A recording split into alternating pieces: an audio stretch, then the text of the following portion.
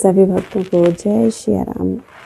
तो प्रभु राम को जब चित्रकूट निषाद रथ छोड़ाते हैं और वापस लौटते हैं तो सुमंत जी देखते हैं कि निषाद तो वापस अकेले ही आ गए।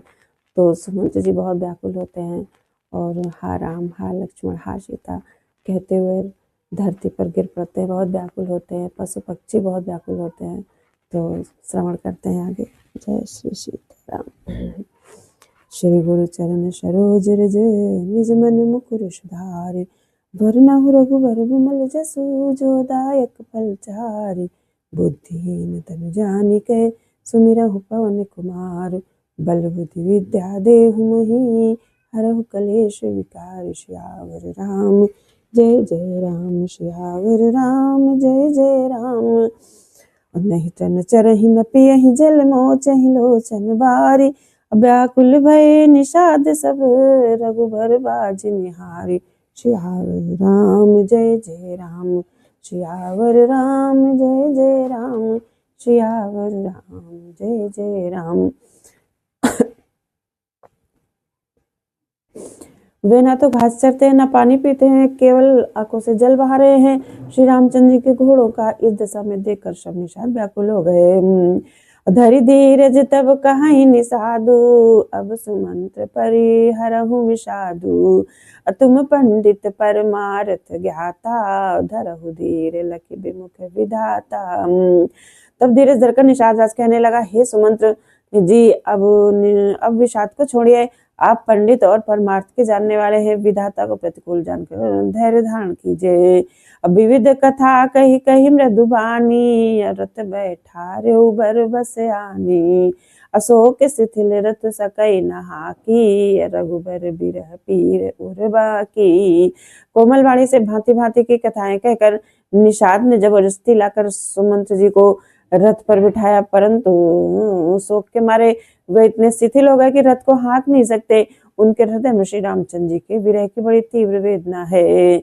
और चर फराहि मग चलहि न घोरे, मग बन मृग मनहु आनि रथ जोरे।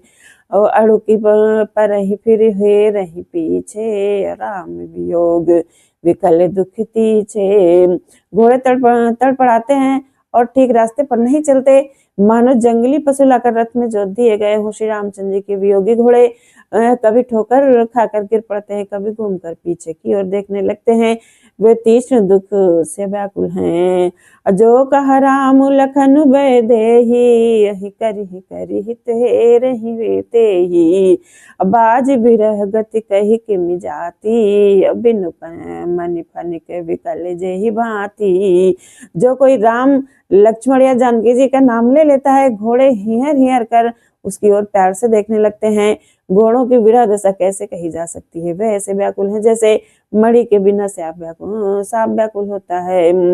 भयहु निषाद विषाद बस, देखत सचिव तुरंग। बोली सुसेवक चारि, तब दिए रात सारथी संग। सियावर राम जय जय राम।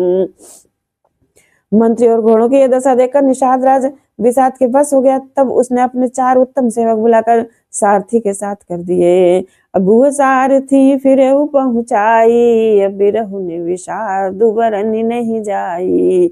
अचले अवध ले रथ ही निषादा, हो ही छन मगन विषादा। निषाद रात गुह सारथी सुमंत्र जी को पहुंचाकर विदा करके लौटा। उसके विरह और दुख का वर्णन नहीं किया जा सकता। वे चारों निषाद रथ लेकर अवध को चले। सुमंत्र और घोड़ों को देखकर वे भी क्षण क्षण भर विषाद में डूब जाते हैं। सोच सुमंत्र विकल दुख दीना, अधिक जीवन रघुवीर विहीना। रहिए न अंतहु अधम शरीरु, जसु न लहु बिछुरत रघुवीरु।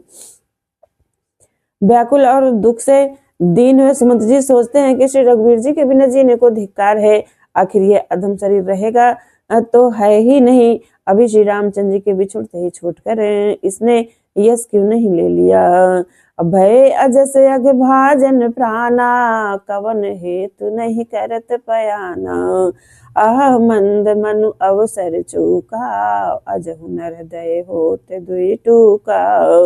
ये प्राण अपयस और पाप के भाड़े हो गए, अब ये किस कारण चूक नहीं करते, निकलते नहीं। हाय नीच मन, बड़ा अच्छा मौका चूक गया, अब भी तो हृदय के दो टुकड़े नहीं हो जाते।